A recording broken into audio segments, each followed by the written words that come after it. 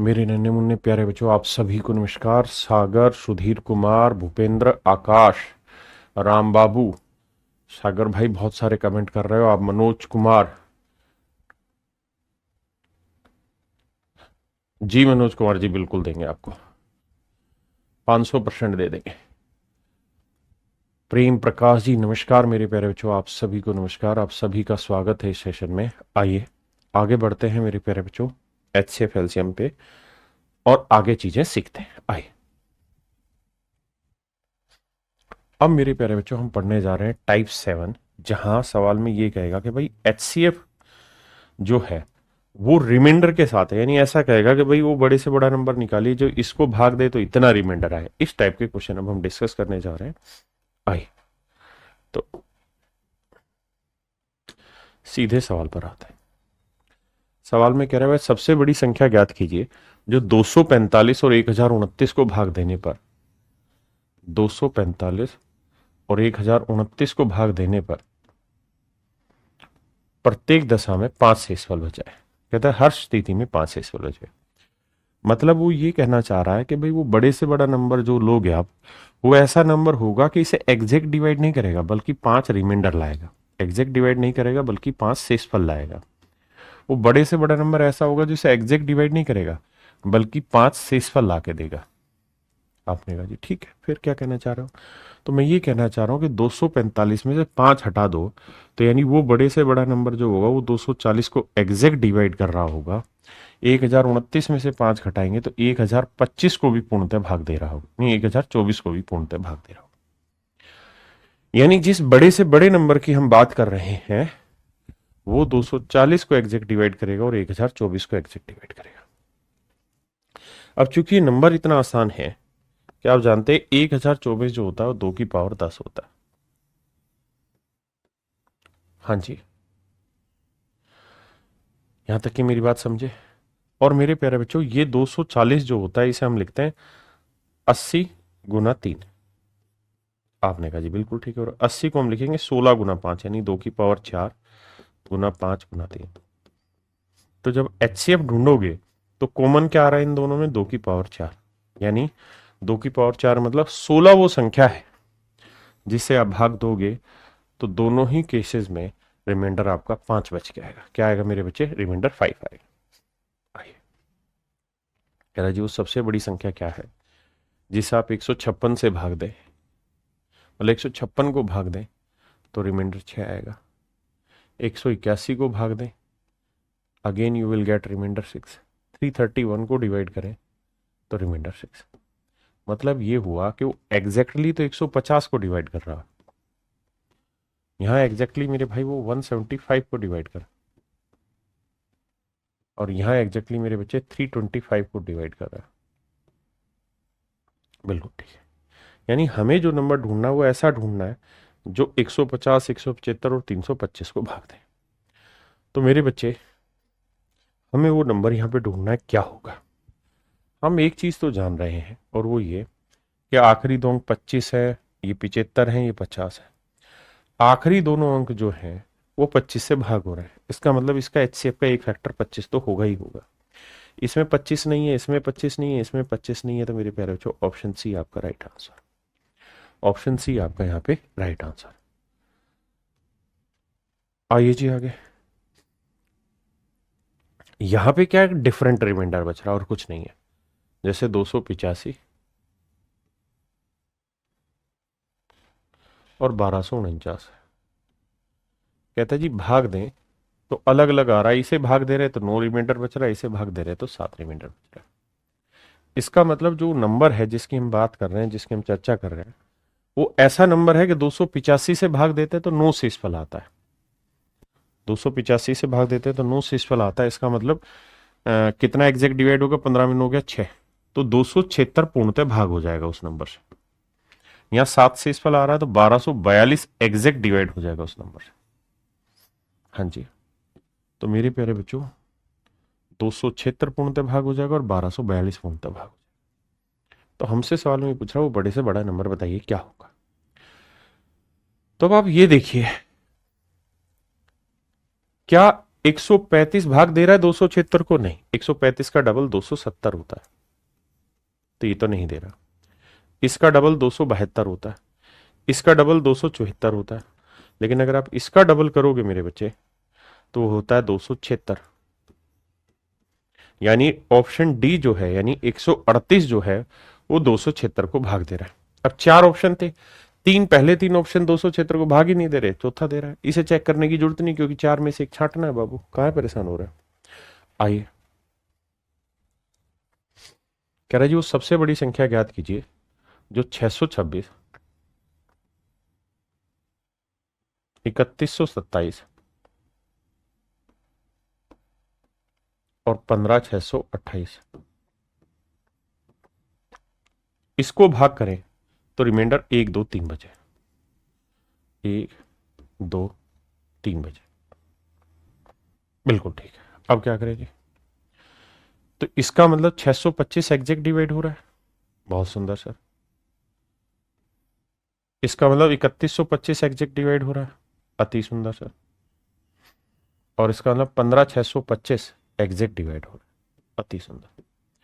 अब मेरे प्यारे बच्चों, यहां ध्यान देने वाली बात यह है कि 625 होता है 5 की पावर 4, 3125 होता है 5 की पावर 5। देखिए धीरे धीरे याद भी होते हैं डाटा इसी तरीके से, और ये होता है मेरे बच्चे 15625 5 की पावर 6। आप जानते हैं सबसे छोटी पावर क्या इनमें? 5 की पावर 4 यानी 625। तो मेरे प्यारे बच्चों, इनका जो एचसीएफ आएगा वो 625 आएगा। मतलब 625 वो सबसे बड़ा नंबर है जिसे आप 626 को भाग देंगे तो एक बचेगा, इसे दो इसे भाग देंगे तो 3 मीटर बचेगा। क्लियर है मेरा कॉन्सेप्ट? अब आते हैं इससे आगे। मेरे बाबू, अगर सवाल में ऐसा हो कि भैया रिमाइंडर दे ही ना रखा हो, जैसे पहले सवाल में बताया कि भाई 5 रिमाइंडर बच रहा, अगले में 9 या 6 रिमाइंडर बच रहा, उससे अगले दोनों सवालों में अलग अलग बच रहा था, लेकिन अगर सवाल में आपको ये दे ही ना कि रिमाइंडर क्या है, तो कैसे करें वो बताते हैं। अब समझिए, कह रहा है दो संख्याएं 121 व 199 को किसी द्विअंकी संख्या से भाग देने पर प्रत्येक स्थिति में समान शेषफल आता है। मेरे प्यारे बच्चों, मैं आपसे एक कॉन्सेप्ट जानना चाह रहा हूं, और वो ये, मैं आपको ये कहूं कि कोई नंबर है 24 और कोई नंबर है 31। आप मुझे वो बड़े से बड़ा नंबर बताइए, ध्यान दीजिएगा मेरी शब्दों पे, बात पे। वो बड़े से बड़ा नंबर बताइए जो 24 को भाग दें तो भी सेम रिमाइंडर लाए, 31 को भाग दें तो भी सेम रिमाइंडर लाए। बड़े से बड़ा नंबर छांट के बताइए। तो बड़े से बड़ा नंबर जो होता है ना बाबू, वो कुछ और नहीं होता, वो हर हाल में मेरे प्यारे बच्चों इनका डिफरेंस ही होता है। इनका डिफरेंस कितना आ रहा है? 7।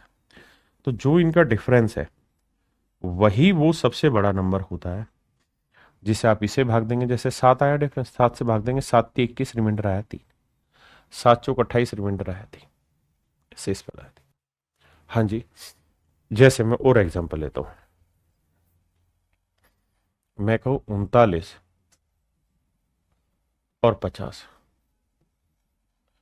भाई वो बड़े से बड़ा नंबर बताइए जो 39 और 50 को भाग दे तो सेम रिमाइंडर ला के देगा। तो आपका एक ही जवाब होना चाहिए, सर दोनों का डिफरेंस ले लो। 39 और 50 का डिफरेंस क्या होगा? तो सर डिफरेंस होगा 11। अच्छा, 11 भी आंसर होगा, और अगर 11 का कोई फैक्टर है तो वो भी आंसर होंगे। जैसे 11 3 33 भाग दोगे 6 बचा, 11 चौक 44 भाग दोगे 6 बचा। हाँ जी, मेरे प्यारे बच्चों, में और एग्जांपल लेता हूं आपके सामने। मैं कहूं कि 40 और 50, वो बड़े से बड़ा नंबर बताइए जो दोनों को भाग दे तो सेम रिमाइंडर लाए। तो दोनों का डिफरेंस है, दोनों का डिफरेंस क्या आ रहा है सर? 10। 10 से भाग दोगे 10 चौक 40, शेषफल 0, 10 5 50, शेषफल 0।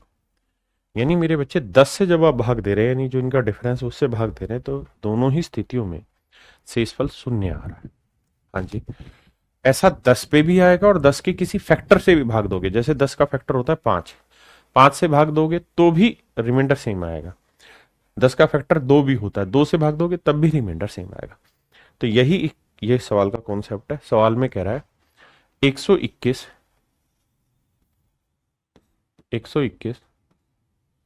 और 199 को किस दो अंकीय संख्या से भाग देने पर प्रत्येक स्थिति में समान शेषफल आता है? तो ऐसी कितनी द्विअंकीय संख्याएं संभव है? तो आप बताना, ऐसे कितने नंबर पॉसिबल है? तो आप कहोगे देखो सर, सबसे पहली चीज तो ये बताओ कि सेम रिमाइंडर लाना है तो इसके लिए जरूरी इन दोनों नंबर का डिफरेंस ले। बिल्कुल ठीक है। दोनों का डिफरेंस क्या है? 9 में 1 गया 8, ठीक है जी, और 9 में 2 गया 7, 78। यानी 78 से भाग दोगे तब भी सेम रिमाइंडर आएगा, और 78 के किसी फैक्टर से डिवाइड करोगे तब भी सेम रिमाइंडर आएगा। 78 के फैक्टर होते हैं 1 गुना 78, 2 गुना 39, 26 थी 78, और किसी से भाग जा रहा भाई? और तो किसी से भाग जाएगा नहीं, नहीं 6 से जाएगा, 13 6 78। बताना भाई, और किसी से भाग जा रहा है क्या?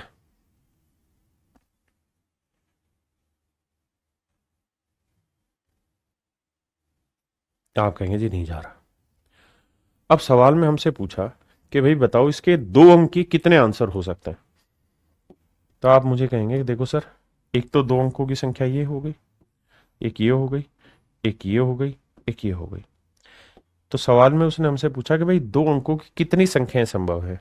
तो 13 26 39 78, यानी 4 संख्याएं संभव है। तो 2 अंकों की कितनी संख्याएं पॉसिबल है? 4 संख्याएं पॉसिबल है, यानी 4 मेरे आंसर होंगे। कह रहा जी 11 284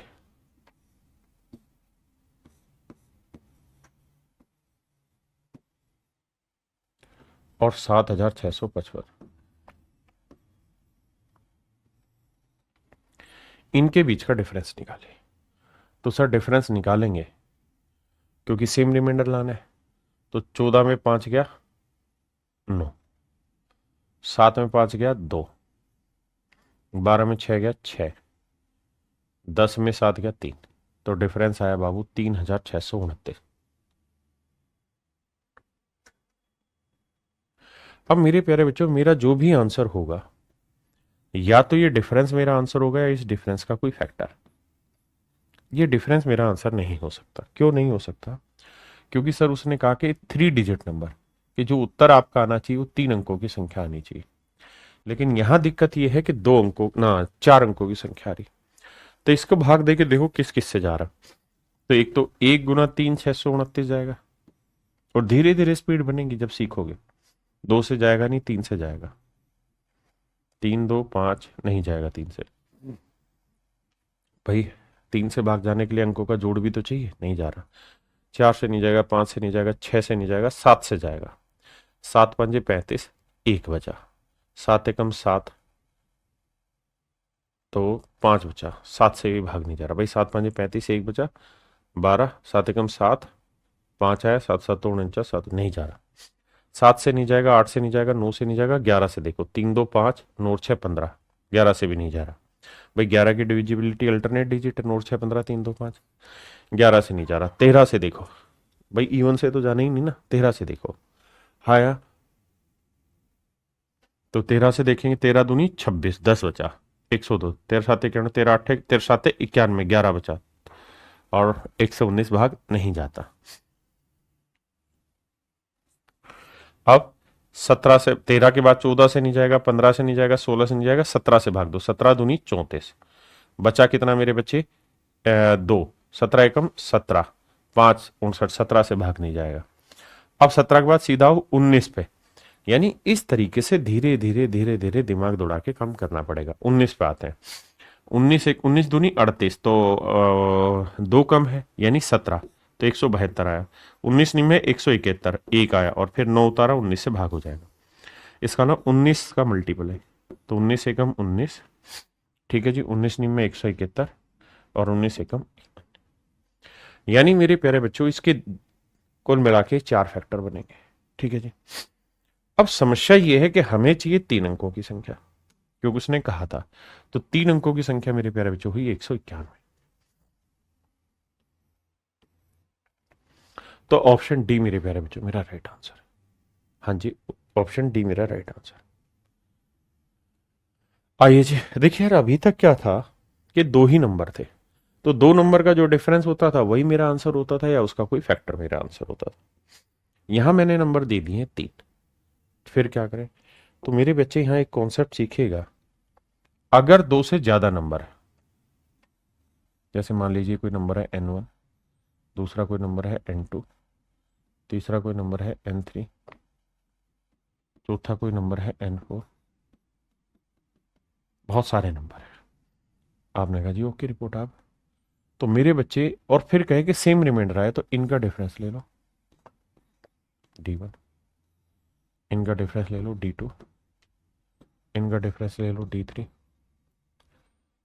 और ऐसे ही आगे इन सब का डिफरेंस ले लो। हाँ जी, तो मेरे प्यारे बच्चों जो इनके डिफरेंस का HCF निकल के आएगा, HCF of d1, d2, d3 and so on, इन सब का जो HCF निकल के आएगा इनके डिफरेंस का, मेरे प्यारे बच्चों वही वो सबसे बड़ा नंबर होगा जिसको आप n1, n2, n3 को भाग दोगे जिस नंबर से, तो आपका हर हाल में रिमाइंडर सेम आएगा। क्लियर है माही भाई? हाँ है ना? पीयूष थोड़ी आवाज बढ़ाना। माही गुप्ता कह रही कि सर आपकी आवाज बहुत स्लो आ रही है। तो अब मेरे बच्चे आइए, इस सवाल में हमें करना ये होगा कि पहले इन दो का डिफरेंस ले लो। इन दोनों का डिफरेंस क्या आएगा? 108 और 24 का डिफरेंस आया 16। फिर इन दोनों का डिफरेंस ले लो, 156 और 24 का डिफरेंस कितना आएगा? 32। अब मेरे प्यारे बच्चों हमें क्या करना होगा? हमें HCF लेना होगा किसका? दोनों डिफरेंस का, यानी 16 और 32 का। 16 और 32 का मेरे प्यारे बच्चों हमें HCF लेना। ये तो अंडरस्टूड सी बात है, 16 और 32 का HCF क्या आया? 16। इसका मतलब मेरे प्यारे बच्चों 16 वो सबसे बड़ी संख्या होगी। जब 16 से आप 108 को भाग दोगे, 124 को और 156 को भाग दोगे, तो हर हाल में आपका सेम ही रिमाइंडर ला के देगा। तो मेरे प्यारे बच्चों आपका आंसर होगा 16। आई जी अंकित सिसोदिया जी।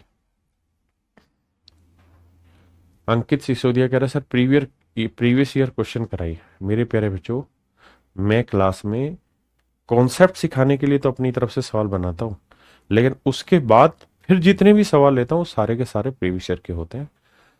आप अगर डेट वाइज भी पूछेंगे ना, तो मैं डेट वाइज बता सकता हूं कौन सा एग्जाम में किस शिफ्ट में ये क्वेश्चन आया। सारे के सारे अंकित सिसोदिया जी क्वेश्चन जो है वो मेरे प्रीवियस ईयर एग्जाम के ही हैं।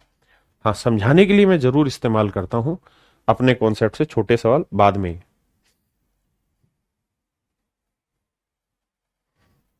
ये जो क्वेश्चन है मेरे प्यारे बच्चों, ये CHSL का है, कंबाइंड हायर सेकेंडरी लेवल का क्वेश्चन है, और अभी का है लेटेस्ट वाला। हर सिंगल क्वेश्चन आप अभी जाएं नेट पे सर्च मार ले, इस क्वेश्चन को गूगल पे स्कैन करके देख ले, आपको CHSL की डेट निकल के आ जाएगी। राम बाबू कुमार कह रहे हैं सर पढ़ते पढ़ते मन भारी हो जा रहा है, क्या करें? देखिए, ये जो जर्नी आप जी रहे हैं ये थोड़ी लंबी होती है, हर स्टूडेंट की लाइफ में ऐसा आता है, लेकिन विश्वास ये मानिए कि इसका एक ही तरीका है, और वो है पेशेंस। आप पेशेंस रखे रखिए। अगर मन बहुत ज्यादा भारी हो रहा है और मन नहीं मान रहा, तो फिर क्या करिए? कोई खेल खेलने चले जाइए, कोई मूवी देखने चले जाइए, या किसी यार दोस्त के साथ गप्पे मारने चले जाइए। उससे क्या होगा कि उस समय का जो पेन है वो निकल जाता है। हमारे शास्त्रों में भी कहा है कि लंबी यात्राएं मनुष्य के लिए बहुत जरूरी है। क्यों जरूरी है? क्योंकि लंबी यात्रा जब आप करने जाते हैं तो आप अपनी पीछे की चीजें पीछे ही छोड़ के जा रहे हैं, और हमेशा नई चीज देखते हैं तो दिमाग में नई चीजें आती रहती हैं फिर उससे। तो उससे क्या होता है कि आपके मन का जो भारीपन है वो हल्का हो जाता है। अब आ जाइए सवाल में, कह रहे हैं भाई 4749,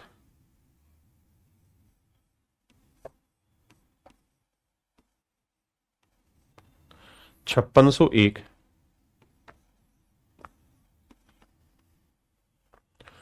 और 7092।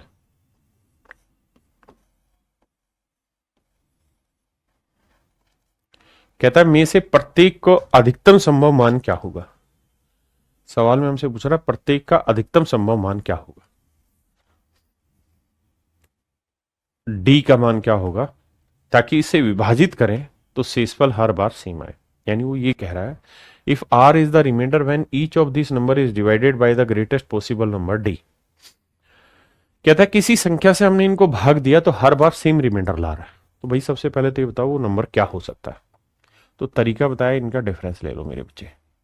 यहां डिफरेंस लेंगे तो देखो 49 है भाई, एक में से 9 गया, 11 में 9 गया 2, या 9 बचा, 9 में 4 गया 5, फिर यहां बचा 5, 5 में 15 में 7 गया 8।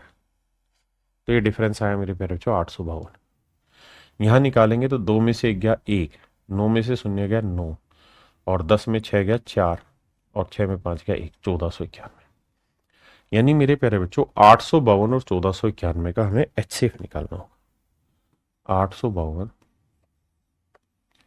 और 1491 का मेरे प्यारे बच्चों हमें एचसीएफ निकालना। एचसीएफ निकालने के क्या क्या तरीके होते हैं बताइए। तो आप कहेंगे जी फैक्टराइजेशन मेथड है, लॉन्ग डिवीजन मेथड है, और डिफरेंस मेथड है। हम कौन सा इस्तेमाल करेंगे वो हम पे डिपेंड करता है। तो मेरे बच्चे मुझे लगता है यहां हमें डिफरेंस मेथड में भी कोई बुराई नहीं है, निकालने तो देखिए 11 में 2 गया 9, बिल्कुल ठीक है। 11 में 2 गया 9, 8 में 5 गया 3, और यहां 14 में 60 गया 6, 639 मेरा आंसर। अब 639 इनका डिफरेंस आया, मुझे चाहिए एचसीएफ इन दोनों नंबर का। तो 639 तो इसको भाग नहीं देगा, क्योंकि इसका डबल करेंगे तो भी भाग नहीं जा रहा। तो इसका फैक्टर करो, किससे भाग जाएगा सर? 9 से भाग जा रहा है। 9 साते 63 और 9 एकम 9, 71 से भाग जाने लग रहा है। हाँ जी, 3 से भी भाग देना चाहोगे तो 3 दूनी 6, 3 एकम 3, 3 तिया 9, तो 213 से भी भाग जा रहा है। लेकिन 213 का 4 गुना करेंगे तो सेट हो रहा है, 13 चौकू 52 और 4 दूनी 8, 213 से भाग हो रहा है। 3 2 5 और 1 6, समझ गए ना मेरी बात। अब 213 इसको भाग दे रहा है तो 13 7 91, बिल्कुल। तो इनका जो एचसीएफ निकल के आया मेरे पेरेंट जो आया 213। इनका जो एचसीएफ निकल के आया मेरे पेरेंट जो कितना है 213। इनका एचसीएफ निकल के आया मेरे बाबू 213। अब हमसे पूछा क्या है वो देखते हैं। सवाल में कह रहा है if R is the reminder when each of this number is divided by greatest possible number D. तो मेरे बच्चे डी की वैल्यू आ गई 213, बिल्कुल ठीक है। अब 213 तो मेरा आंसर है ही है, डी की वैल्यू आ गई 213। अब सवाल में कह रहा है जी आर भी निकालो, तो यानी 213 को इससे भाग भी देना होगा। 4749 को 213 से भाग भी दो, तो 213 से भाग दोगे तो 2 पे जाएगा, तो भैया 3 2 426 आया। घटाओगे 14 में 6 गया 8, 6 में 2 गया 4, 48 और 9 आया। फिर भाग दोगे 2 पे तो 426 आया। तो शेषफल आया 9 में 6 गया 3, और 8 में 2 गया 6, 63 शेषफल यहाँ आया। तो यानी 213 से भाग दोगे हर किसी को तो 63 शेषफल आएगा, तो रिमाइंडर आया 63। और जोड़ोगे मेरे बच्चे तो 3 और 3 6, 6 और 1 7 2।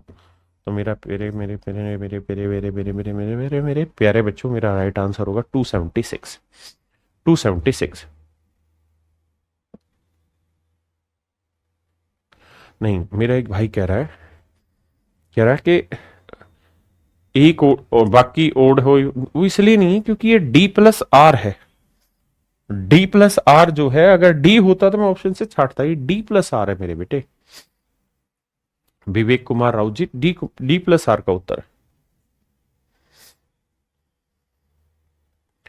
अब आते हैं बाबू टाइप 8 पर। टाइप 8 क्या कह रही है ध्यान देना। टाइप 8 एक फार्मूला बता रही है। क्या टाइप 8 ये कह रही है कि भाई आपको पेपर में ऐसे सवाल मिलेंगे कि ए की पावर m -1 एंड ए की पावर n -1, ए की पावर m -1 और ए की पावर n -1। यानी विशेष बात ये होगी यहाँ पे बेस है, यहाँ पे बेस है, और आपसे कहेगा कि इनका एचसीएफ निकाल के बताइए क्या होगा। तो इनका एचसीएफ हो जाएगा ए की power HCF of m and n minus, ध्यान देना ए की पावर m माइनस वन और ए की पावर n माइनस वन का HCF ऑफ m और n माइनस वन।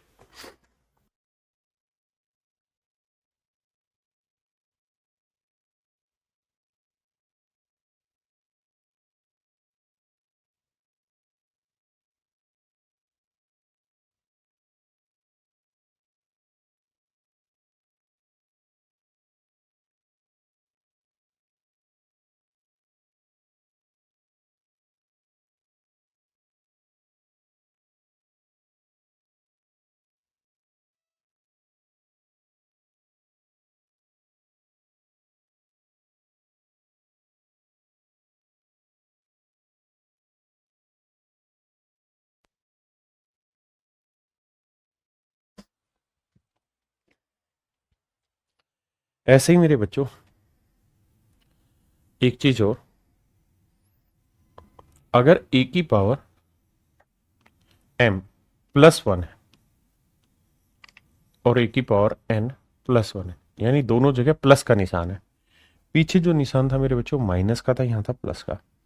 तो इसका HCF हो जाएगा क्या, ए की power HCF of m and n plus one. लेकिन ये अप्लाई तभी होगा प्लस वाला जब m और n दोनों ओड पावर हो, ओड विषम संख्या हो। अगर ये विषम नहीं है मेरे बच्चे तो ये आंसर नहीं होगा, ध्यान रखना। फिर से अपनी बात बता दूं, ये टाइप का जो एक्सप्रेशन है इसका HCF जब आप निकालोगे तो ये हो जाएगा अगर प्लस वाला, लेकिन ये होगा तभी जब m और n दोनों ओड है। लेकिन अगर ये माइनस वाला है तो घबराने की जरूरत नहीं, हर जगह ही अप्लाई हो जाएगा। ठीक है जी। अब दिक्कत ये है कि ये टाइप आपको बहुत बाद में समझ में आएगी जब आप नंबर सिस्टम पढ़ेंगे। ठीक है जी, आइए।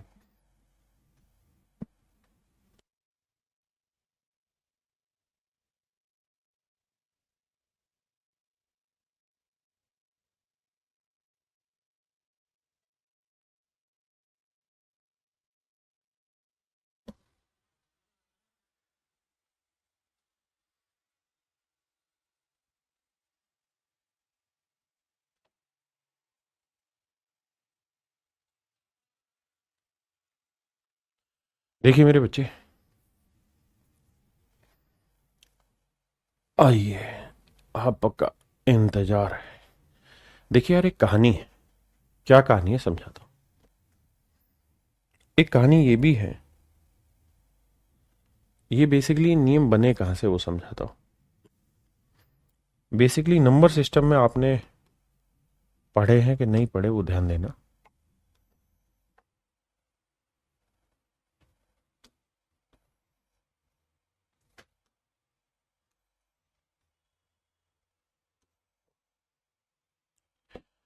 चार नियम बने हुए और इन चारों नियमों पे सवाल पूछा जाता है, तो मैं उसको एक्सप्लेन कर।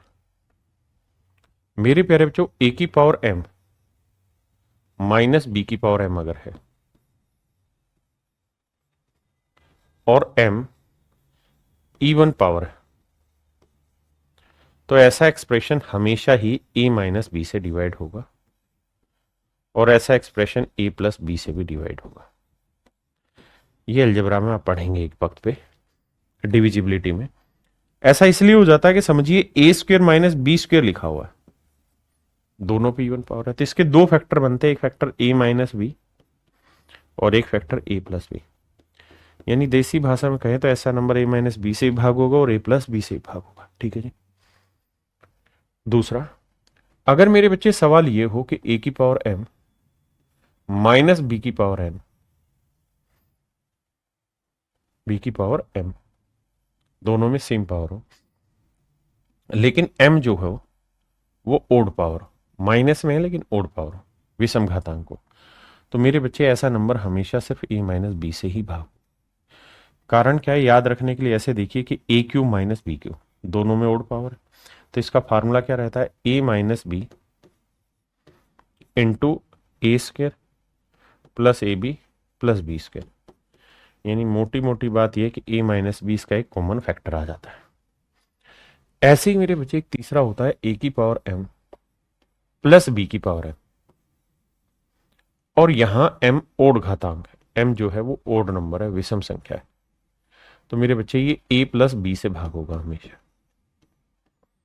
याद रखने के लिए आप ये देखिए कि a cube plus B cube अगर मैं लिखूं, दोनों जगह ओड पावर है, प्लस का साइन है, तो इसका फार्मूला होता है क्या? इसका फार्मूला होता है जी a प्लस बी इंटू में a square minus a B plus b square. तो a प्लस बी कॉमन आ गया, आपने कहा जी ठीक है। और ऐसे ही मेरे बच्चे अगर a की पावर m प्लस b की पावर m, और अगर यहां m एक इवन पावर है, मतलब m एक इवन नंबर है, सम संख्या है, तो इसका कोई स्टैंडर्ड रिजल्ट नहीं बनेगा, ये किसी से भाग होने का सर्टेन नियम नहीं होगा। क्यों? क्योंकि a की पावर 2 प्लस b की पावर 2 का, माफ करना भाई, ऐसा कोई फैक्टर नहीं है जिसमें वो अलग से निकल के आए। हाँ जी, तो अब अपने सवाल पर आते हैं। यहां देखेंगे a की पावर m प्लस b की पावर n क्या है? Odd power. तो ये हमेशा ही a प्लस बी से भाग होगा, यानी ये 13 प्लस 17 से भाग होगा, 13 17 हुआ 30, यानी ये संख्या मेरे प्यारे बच्चों 30 से भाग होगी। ठीक है, अब यहां जी a की पावर m प्लस b की पावर m दोनों में ओड पावर है, तो ये नंबर भी a प्लस बी से भाग होगा, और प्लस का साइन है, तो 13 जमा 11, और ये 13 जमा 11 था, माफ करना 17 नहीं 11, माफी चाहता हूं भाई, ये आया 24 से भाग होगा।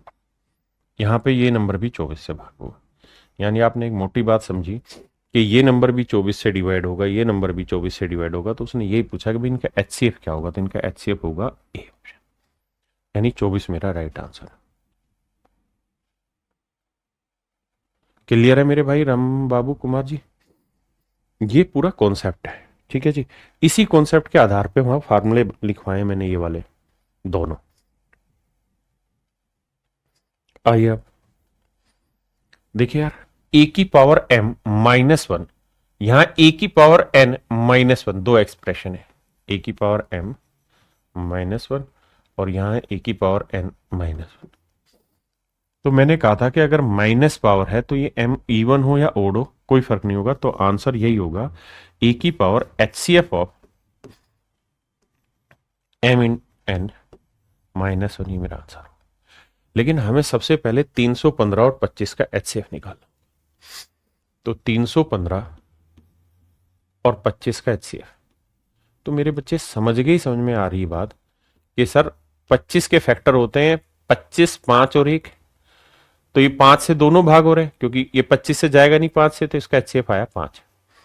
और अगर सर इसका एचसीएफ 5 है तो इसका आंसर हो जाएगा ए, यानी 4 की power 5 minus 1, and that is option, पता नहीं क्या 4 की पावर 5 क्या होता है, 1024 माइनस 1 यानी 1023। ये मेरे प्यारे बच्चों मेरा राइट आंसर होगा, 1023 मेरा सही उत्तर होगा। ठीक है भाई साहब, एसएससी अर्जुन भाई कह रहे हैं एसएससी सीजन में कितने परसेंट अर्थमेटिक आता है? ऐसे तो मेरे बच्चे कोई स्पेसिफिक नहीं है, लेकिन फिर भी मोटी मोटी बात करूं तो लगभग 70 से 75% अर्थमेटिक का हिस्सा रहता है, इंक्लूडिंग नंबर सिस्टम। आइए, यहां मेरे बच्चे प्लस का साइन है, प्लस का साइन है तो हर हाल में ये ओड होना चाहिए, तो ओड है, तो आंसर हो जाएगा 3 की पावर 25 और 35 का एचसीएफ 5 जमा 1। उसी फार्मूले का मैंने इस्तेमाल कर दिया, ऑप्शन सी मेरा राइट आंसर। यहां मेरे बच्चे माइनस का साइन है तो इवन ओड कुछ भी हो कोई फर्क नहीं पड़ता, तो 3 की पावर 50 और 120 का एचसीएफ क्या आया सर? 10 ही आया बस, माइनस 1। ऑप्शन सी मेरा राइट आंसर। बताइए जी, यहां मेरे बच्चे 100 और 120 का एचसीएफ क्या हुआ सर? 20, तो 2 की पावर 20 माइनस 1,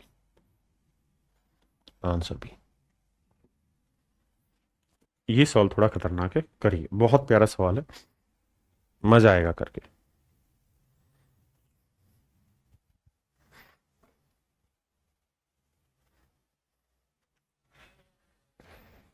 छील के काट लो भाई। देखिए मेरे बच्चे,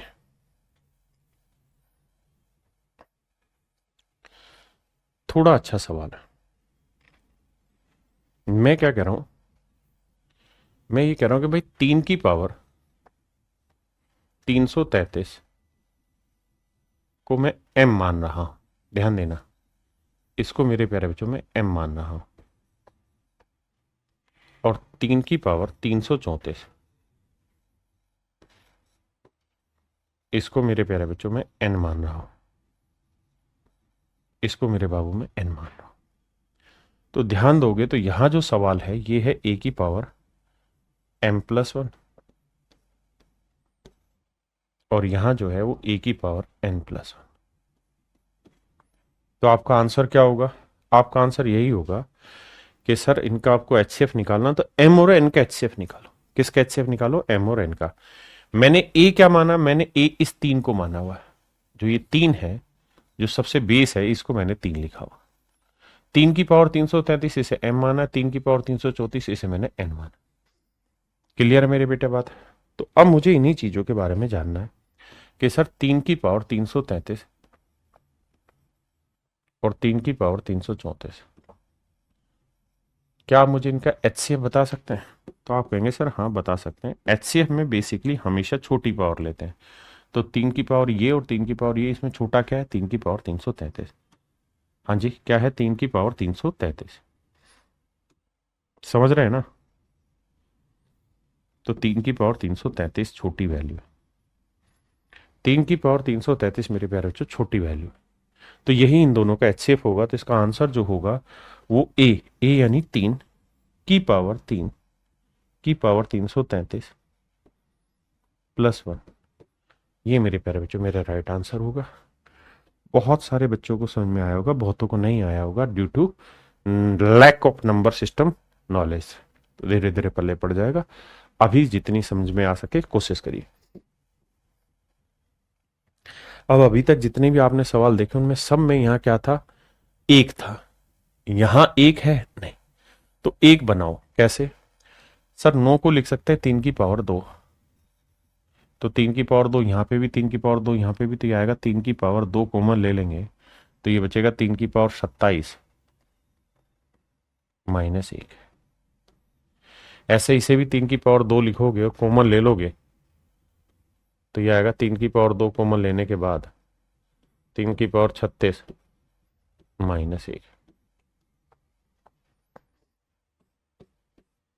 मेरे प्यारे बच्चों इसका एचसीएफ निकालते हैं।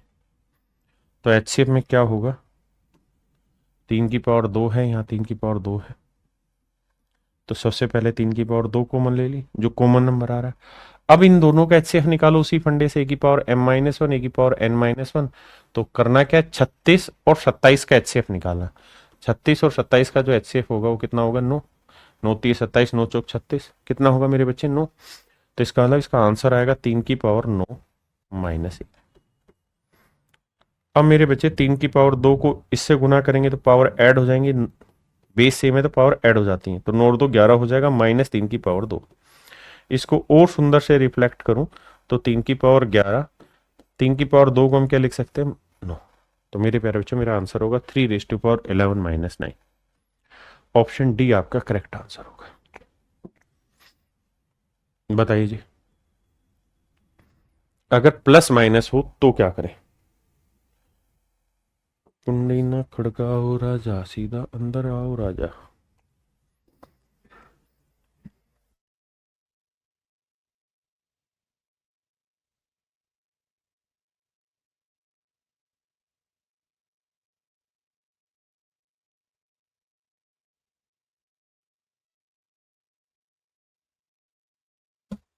अब आप मुझे एक चीज कहेंगे इस सवाल में कि सर ये रिजल्ट तो आप लिखवाए नहीं है। भाई आपने प्लस प्लस के लिखवाए, माइनस माइनस के लिखवाए, लेकिन ये वाला रिजल्ट तो नहीं लिखवाया। तो मेरे प्यारे बच्चों ऐसे सवाल भी आ सकते हैं जहां कोई स्टैंडर्ड रिजल्ट ही ना फॉलो हो रहा हो। तो वहां एक ही चीज फॉलो होगी, आपकी समझ, उसको विकसित करना। कैसे? कि सर यहां हमें एक ही काम करना चाहिए, वो ये कि भाई ये बताओ कि 3 की पावर 2002।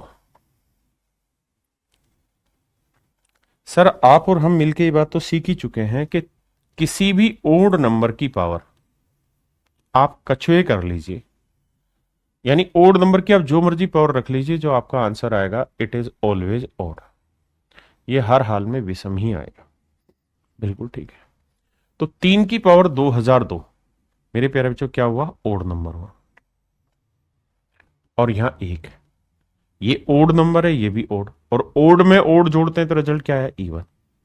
तो ये मेरे प्यारे बच्चों परिणाम आया इवन। आपने कहा ठीक है। ऐसे ही मेरे बाबू यहां ये 3 की पावर 2002, ये क्या है मेरे बच्चे? ओड। और ये 1 क्या है? ओड। तो ओड में ओड जोड़ो या ओड में ओड घटाओ, रिजल्ट क्या आएगा? इवन।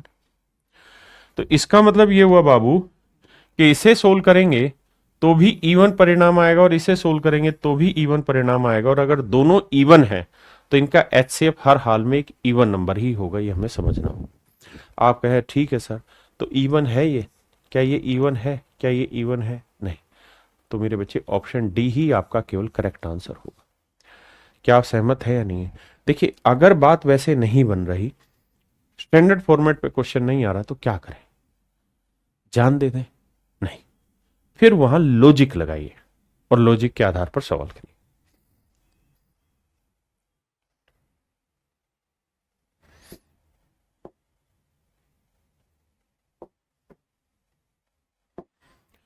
आइए मेरे बच्चे, अब हम टाइप 9 पढ़ने जा रहे हैं,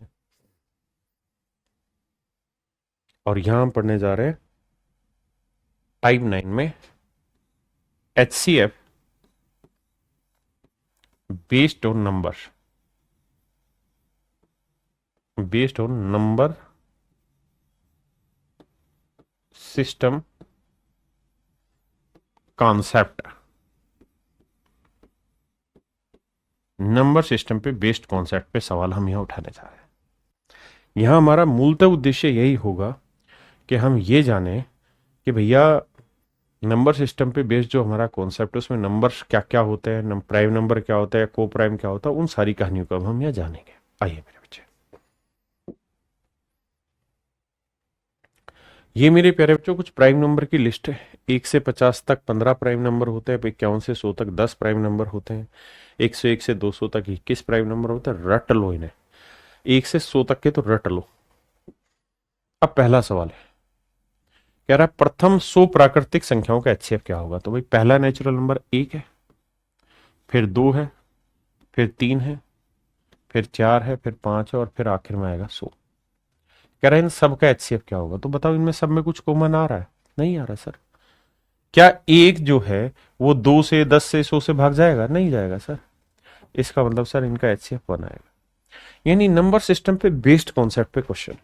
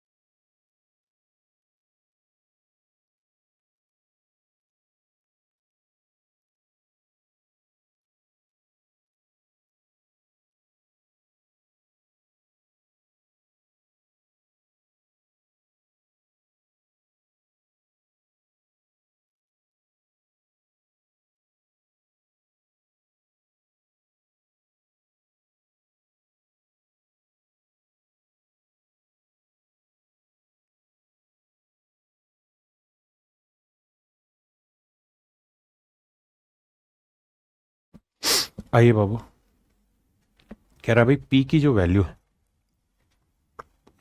वो है a into m into r, q की जो वैल्यू है वो b into m into 2 into r. सवाल में एक चीज और भी कही, और वो ये जो बहुत जरूरी है, where A B M R are odd prime number. कहता है ए हो, बी हो, एम हो, आर हो, ये सारे के सारे ओड प्राइम नंबर है, विषम अभाज्य संख्याएं। ए बी एम और आर सारे के सारे क्या है मेरे बच्चे? Odd prime number. तो हमें समझ में आना चाहिए कि दो ही इकलौता प्राइम नंबर ऐसा है जो इवन है, इसके अलावा बाकी सारे क्या है मेरे बाबू? ओड प्राइम नंबर है। तो एक बात बताओ, हमें इनका एचसीएफ निकालना है। एचसीएफ देखेंगे तो एम दोनों में कॉमन आ रहा है, आर दोनों में कॉमन आ रहा है, बिल्कुल ठीक है। अगर ये प्राइम नंबर है, ये प्राइम नंबर है और ये भी प्राइम नंबर है, तो इनमें कुछ कॉमन आएगा? नहीं आएगा सर। तो इसका मतलब इसका एचसीएफ क्या रह जाएगा मेरे बच्चे? केवल एमआर। Option C.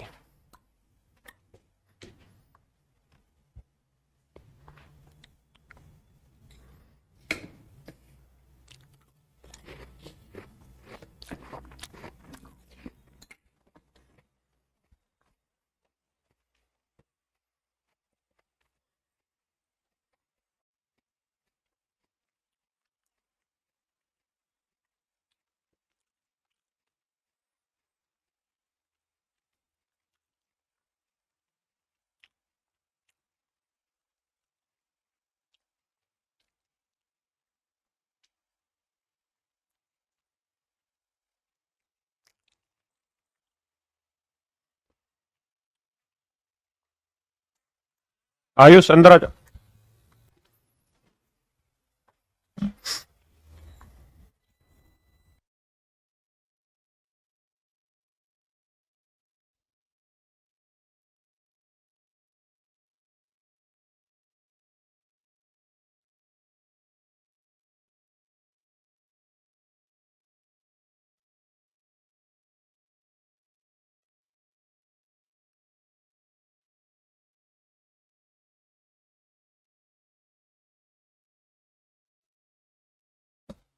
देखिए मेरे प्यारे बच्चों, ध्यान से मेरी बात सुनिए। कह रहा है दो नंबर हैं ए और बी। ए और बी दो नंबर है, इनका एचसीएफ एक है, मान ली बात। तो कह रहा है इनके जोड़ और इनके डिफरेंस का एचसीएफ क्या होगा? तो मेरे प्यारे बच्चों, ये तय है कि इनके जोड़ और इनके डिफरेंस का एचसीएफ भी वही होता है जो इन संख्याओं का एचसीएफ होता है, यानी एक। यानी एक तो इसका आंसर होगा ही होगा, इसे तो कोई टहला ही नहीं सकता, इसे तो कोई मना कर ही नहीं सकता।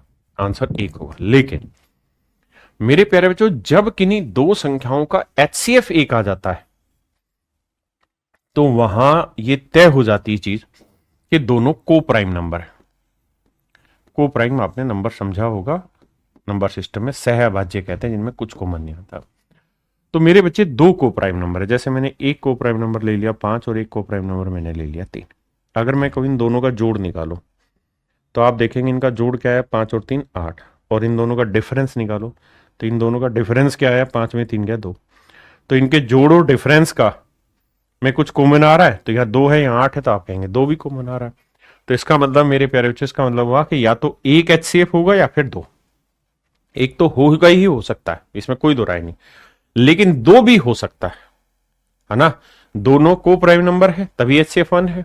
तो मैंने ले लिया 5 और 3, मैं अगर 5 और 6 ले लूं तब भी एचसीएफ 1 है, लेकिन 6 5 11, 6 में से 5 गया 1, तब भी एचसीएफ 1 आएगा, है ना। तो एक और दो दोनों भी होगा, तो ऑप्शन सी।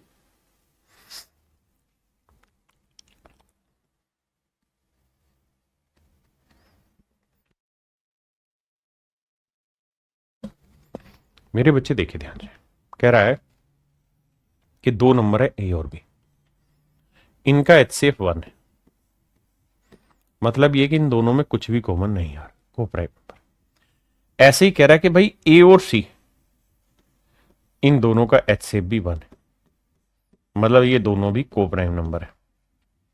तो मेरे बाबू, अगर ए और बी में कुछ कॉमन नहीं है, ए और सी में कुछ कॉमन नहीं है, तो इसका मतलब ये हुआ कि ए, यहां तक कि मेरी बात समझी कि नहीं समझी?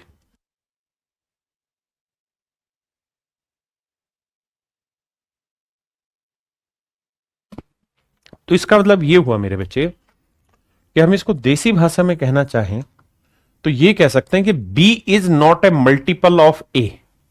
बी को ए का मल्टीपल नहीं लिखा जा सकता, ना ही हम सी को ए का मल्टीपल लिख सकते हैं, कुछ भी एम पैम कुछ भी। तो ना तो सी ए का मल्टीपल है ना बी ए का मल्टीपल है।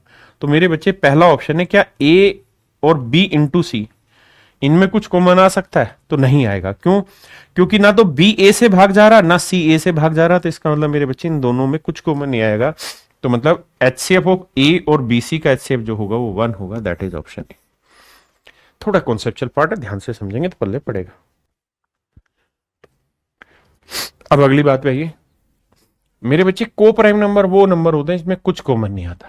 तो अगर दो नंबर है ए और बी और को प्राइम है तो हर हाल में ध्यान रखना इनका एचसीएफ हमेशा वन आएगा। को प्राइम नंबर है तो इनका एचसीएफ वन ही आता है।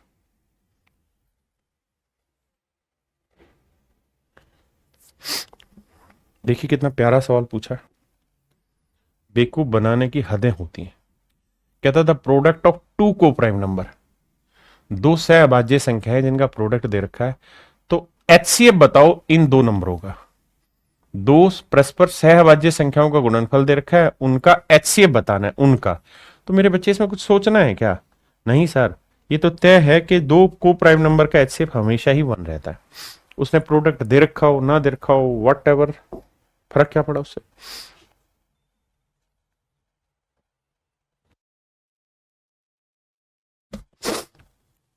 कह रहा है मेरे बच्चे सभी अभाज्य संख्याओं का एचसीएफ ज्ञात करिए।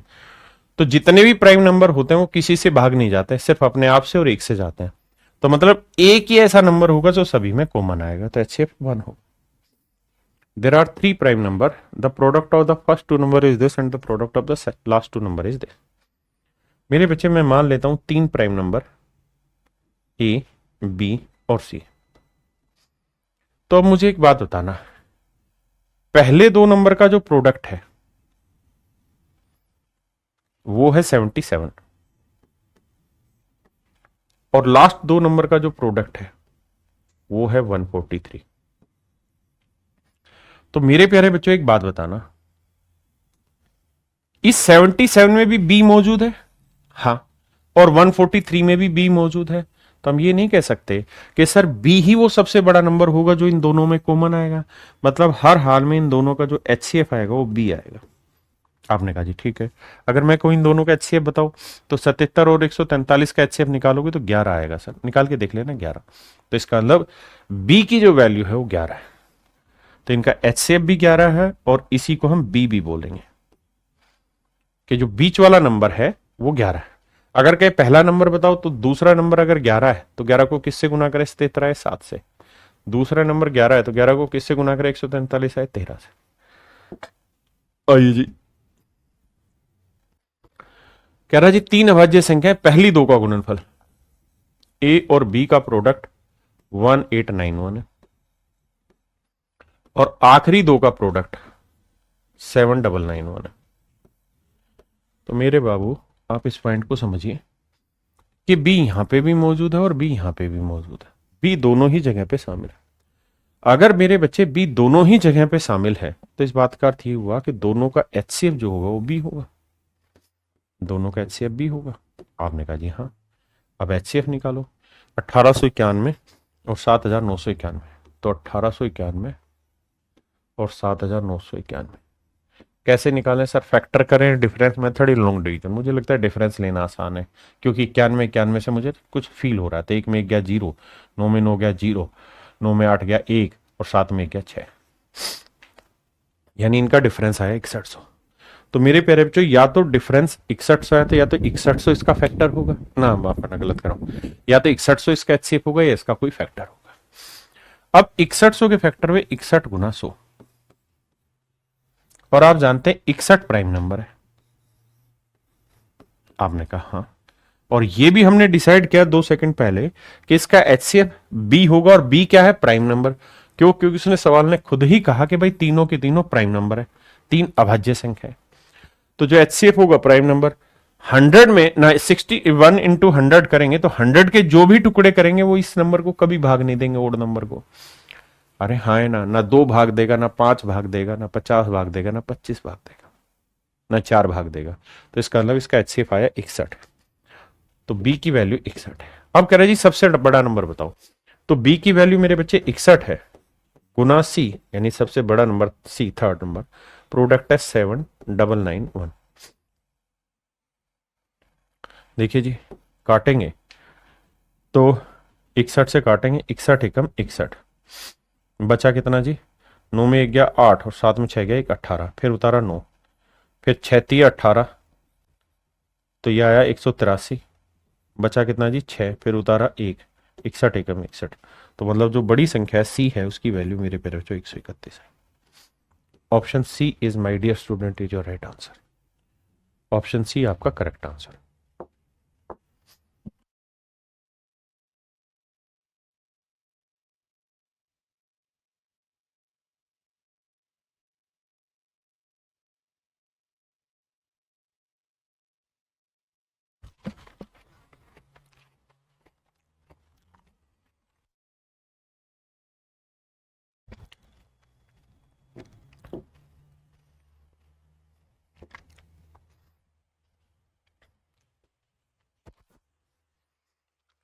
बस बस सर्व कर रहा हूं। आइए मेरे प्यारे बच्चों, अब हम शुरू करने जा रहे हैं टाइप 10। टाइप 10 क्या है जी, ध्यान से समझिए। टाइप 10 है एचसीएफ की ही, एचसीएफ की एप्लीकेशन सीख रहे हैं, प्रयोग सीख रहे हैं लैंग्वेज में। यानी बड़ी बड़ी भाषाएं होंगी, वहां एचसीएफ का यूज कैसे होता है और कैसे पहचाने कि एचसीएफ निकालना है या नहीं, उस पर बात करें। तो अब मेरे बच्चे हम चर्चा कर रहे हैं application of HCF, word problem of HCF. पहला सवाल आपके सामने करिए।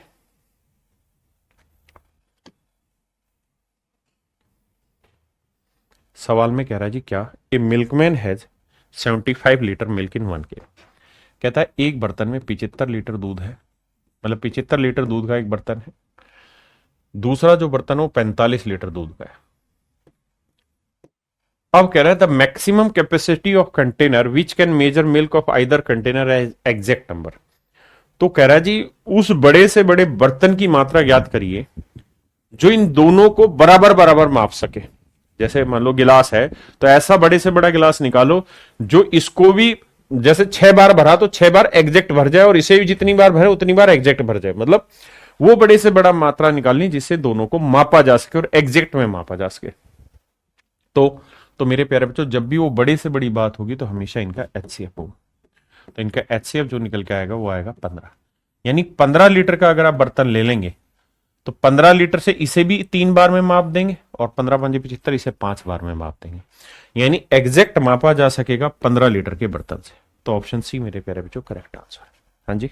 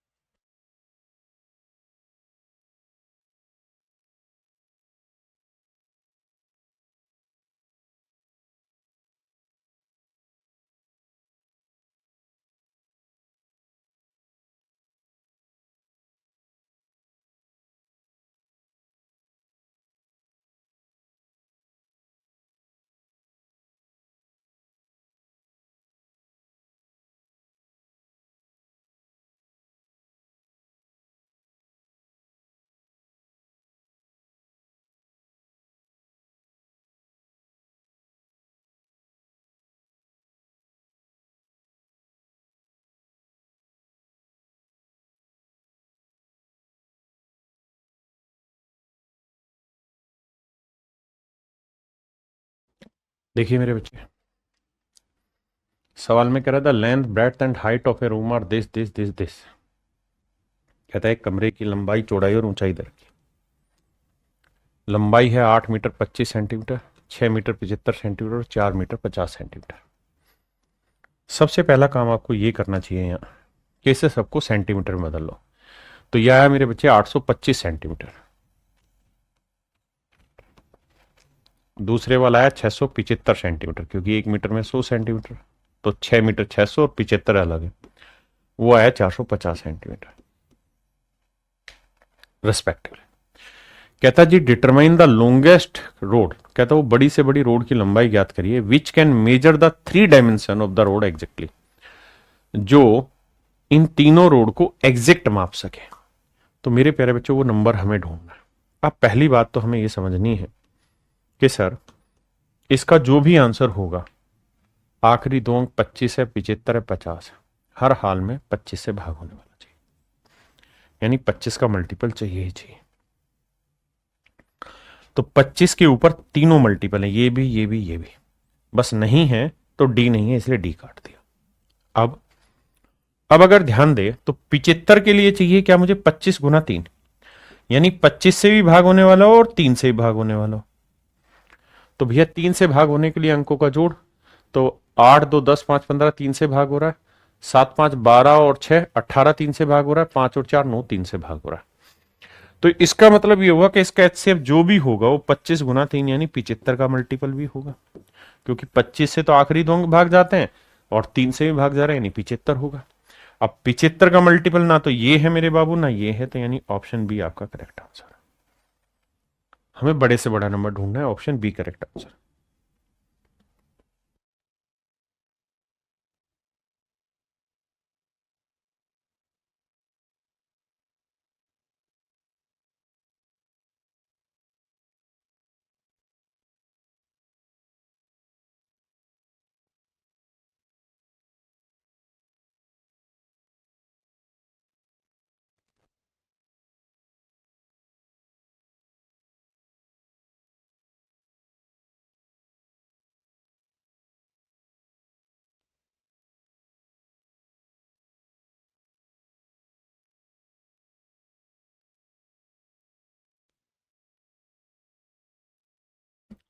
देखिए बाबू, कहता है 2 pieces of length 1.5 metre and 1.2 metre are to be cut into equal pieces without leaving any extra length. एक 1.5 मीटर की मतलब 150 सेंटीमीटर की है, 1 मीटर में 100, तो दूसरी 120 सेंटीमीटर की। कहता है इसको बराबर बराबर टुकड़ों की लंबाई में काटा गया और सारे के सारे टुकड़े सेम साइज के हैं, तो बताओगे भाई हर टुकड़े की लेंथ कितनी होगी। तो मेरे बच्चे हर टुकड़े की लेंथ निकालनी है और सवाल में दो चीजें कही, दोनों पे ध्यान देना। पहली उसने कहा ग्रेटेस्ट लेंथ होनी चाहिए, दूसरा उसने कहा सेम साइज के होने चाहिए, यानी सारे टुकड़े सेम साइज के होने चाहिए और बड़े से बड़े आकार के, दोनों पाइपों में समान आकार के। हिंदी में बोले तो भैया सारे टुकड़े सेम साइज के होने चाहिए, समान आकार के, काटे जाने वाले इन टुकड़ों की, और अधिकतम लंबाई होनी चाहिए टुकड़ों की। टुकड़ों की लंबाई क्या होनी चाहिए मेरे बच्चे, अधिकतम। दोनों बिंदु सोच के चलना। तो भैया हमें बड़े से बड़ा नंबर निकालना है जो इन दोनों को भाग दे दे, तो इनका एचसीएफ होगा, तो एचसीएफ आया 30। 30 को सेंटीमीटर मीटर बनाएंगे बटे 100 यानी 0.3। ऑप्शन सी मेरा करेक्ट आंसर।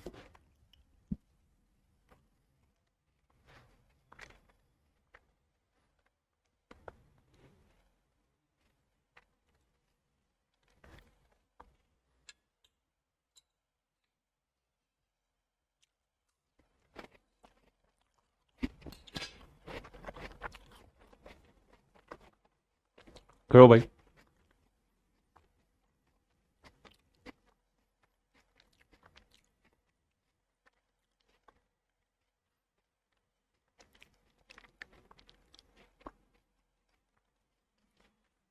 देखिए मेरे बच्चे, सवाल में कह रहा है छात्रों की अधिकतम संख्या ज्ञात करिए। मुख्य मुख्य बिंदु, पहले सवाल समझाता हूं। कहता जी हमारे पास 1001 पेन है, 1001 पेन है, बहुत सुंदर, और 910 पेंसिल है, 910 पेंसिल। कहता जी हमें बच्चों को बांटना है, लेकिन बच्चों को ऐसे बांटना है कि हर बच्चे को बराबर पेन मिले और हर बच्चे को बराबर ही पेंसिलें मिले। तो कह रहा था मैक्सिमम नंबर ऑफ स्टूडेंट बताइए कितने होंगे जिनमें जब हम इन्हें बांटें तो हर बच्चे को सेम नंबर ऑफ पेन मिले और सेम नंबर ऑफ पेंसिल मिले। यानी एक लड़के को अगर 10 पेन मिले हैं तो हर लड़के को 10 पेन मिले, और उसी लड़के को जिसको 10 पेन मिला अगर उसको 8 पेंसिलें मिली है तो हर लड़के को 8 पेंसिलें मिली।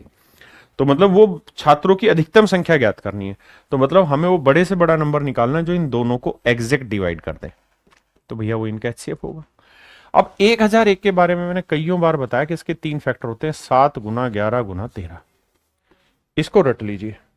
हाँ जी, 910 के 7 गुना 13 गुना 10 होता तो 2 गुना 5। तो आपने एक चीज नोटिस की होगी, 13 और 7 कॉमन आ रहा है, तो यानी 13 और 7 कॉमन आ रहा है, तो मेरे बच्चे 91 आपका एचसीएफ हुआ, नथिंग। यानी मेरे प्यारे बच्चों आपका जो राइट आंसर होगा वो 91 होगा, यानी 91 लड़के ले लो तो 91 से ये भी भाग चला जाएगा तो हर लड़के को 13 पेन मिल जाएंगे, और 91 से इसे भाग दोगे तो हर लड़के को 10 पेंसिलें मिलेंगी। यानी 91 लड़के ले सकते हो मैक्सिमम, तो हर लड़के को 13 पेन मिल जाएंगे और हर लड़के को 10 पेंसिलें मिल जाएंगी।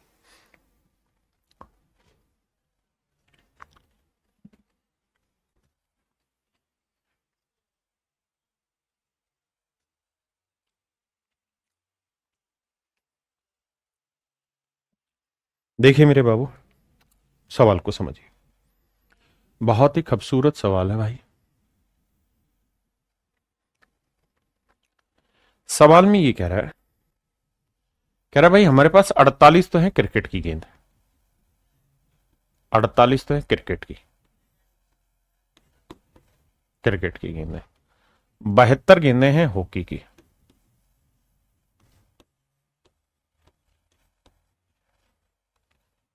और 84 गेंदें मेरे प्यारे बच्चों टेनिस की।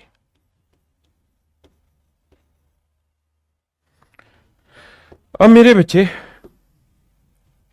कहानी को समझना, ये गेंदें इस तरह से, जैसे क्रिकेट की गेंद है, ये हॉकी की गेंद है, और ये मेरे बच्चे टेनिस की गेंद है। ठीक है जी।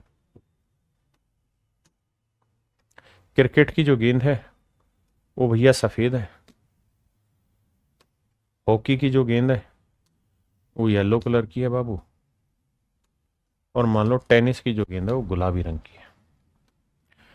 अब कह रहा है इन गेंदों को लाइनों में लगाना, लेकिन इस तरह से लगाना है कि एक बार अगर क्रिकेट की गेंद लगा दी आपने तो फिर सारी बार क्रिकेट की ही गेंद लगाएंगे। देखिए यहां लिखा हुआ, यहां से असली कॉन्सेप्ट शुरू होने जा रहा है, तो धीरे धीरे समझिए, कोई जल्दबाजी नहीं है समझने की। सवाल में हमको कह रहा है बाबू, कहता है and they have to be arranged in several rows in such a way that every row contain the same number of balls. कहता है हर लाइन में गेंदों की संख्या सेम होनी चाहिए और वो एक ही टाइप की होनी चाहिए, और उन्हें कई पंक्तियों में इस तरह व्यवस्थित करना है कि प्रत्येक पंक्ति में एक प्रकार की समान संख्या में गेंदें, यानी एक ही टाइप की गेंदें हो और सेम नंबर ऑफ बॉल्स हो, तो ही हमें ऐसे व्यवस्थित करना है। और साथ में कह रहा है कि भाई पंक्तियों की जो संख्या होनी चाहिए वो मिनिमम होनी चाहिए, यानी मिनिमम नंबर ऑफ रोज बनानी है। तो वो कहने का मतलब यहां ये है मेरे भाई कि अगर आपने एक लाइन में क्रिकेट की लगा रहे हो तो सारी क्रिकेट की ही लगेंगी, ऐसा नहीं है कि हॉकी लगेंगी, फिर उसमें सारी क्रिकेट लगेंगे। समझ रहे हैं ना ऐसे, या एक रो बना रहे हो तो क्रिकेट की बनेगी। ऐसे ही मेरे बच्चे, अगर आपने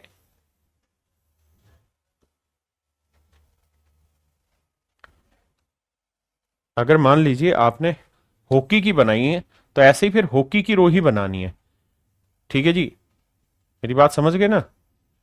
और हर रो में गेंदों की संख्या भी सेम होनी चाहिए। ऐसे ही आप टेनिस पकड़ रहे हो बाबू, तो टेनिस की भी सारी गेंदें सेम ही रहनी चाहिए, मतलब एक लाइन में टेनिस ही होंगी, ये नहीं कि उसमें हॉकी भी घुसा दिया और हमने क्रिकेट भी घुसा दिया। इस तरीके से अरेंज करना है। लेकिन बड़ी चीज ये है कि हर लाइन में गेंदों की संख्या सेम है। ये तो मैंने एग्जाम्पल के तौर पे ऐसे बना के दिखाया, लेकिन वो कह रहा है कि भाई गेंदों की संख्या भी समान होनी चाहिए और बराबर होनी चाहिए। तो सबसे पहले काम क्या करो, अगर हमें मिनिमम रो चाहिए, अगर हमें मिनिमम नंबर ऑफ रो चाहिए,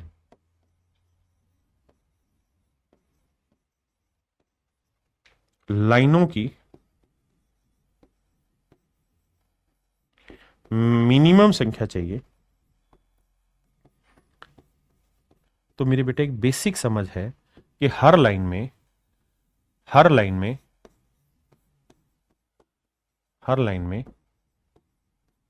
मैक्सिमम बोल रखो, क्योंकि जब तक आप हर लाइन में मैक्सिमम गेंद नहीं रखेंगे तब तक आपकी मिनिमम लाइन बनेगी नहीं। भाई मिनिमम लाइन बनाने का एक बेसिक नियम है कि अगर आप कम से कम लाइनें बनाना चाहते हो तो हर लाइन में ज्यादा से ज्यादा गेंद रखो, तभी तो कम से कम लाइनें बनेगी। तो क्या करें भैया, हर लाइन में मैक्सिमम बॉल निकालने के लिए इनका एचसीएफ निकालो। तो एचसीएफ निकालना होगा तो भैया 48, 72, 84 का एलसीएम देखोगे तो कितना आएगा, 12 आएगा। कितना आएगा? 12 आएगा मेरे बच्चे, निकाल के देख लेना। तो इसका मतलब HCF 12 आएगा, नहीं हर लाइन में मैक्सिमम 12 गेंद रख सकते हैं। अगर मैं कहूं भाई क्रिकेट की कितनी लाइन बनेगी, तो 12 चौक 48, 4 लाइनें इसकी बनेगी, 12 छिक 72, 6 लाइनें इसकी बनेगी, और 12 सात 84, 7 लाइनें इसकी। तो टोटल 7 और 6 13, 13 और 4 17 लाइनें बनेंगी। तो मेरे बच्चे 17 तो रो बनेंगी और 12 रो बॉल रहेंगी हर लाइन में। ये मेरे प्यारे बच्चों मेरा राइट आंसर होगा। चलिए मेरे प्यारे बच्चों, आज के लिए इतना ही रखते हैं। आप सभी को नमस्कार, धन्यवाद। कल आपसे मिलेंगे, थैंक यू। और जूम सेशन भी कल ही रखेंगे।